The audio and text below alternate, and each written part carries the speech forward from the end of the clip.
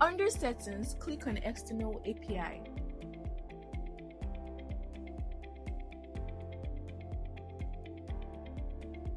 Click on Credentials and copy your API key.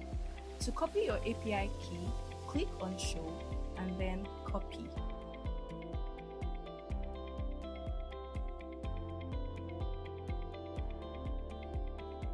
Proceed by clicking on Developer, then paste your API key to access documents.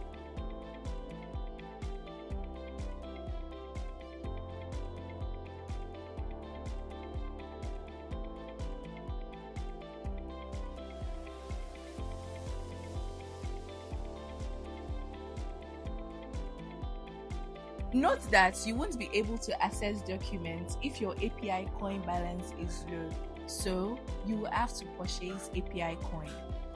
To purchase coin, click on API coin, then click on Purchase coins. Then proceed by filling the required information, which includes the amount of coin, secret key, and your wallet PIN. To complete the process, click on Buy Coin.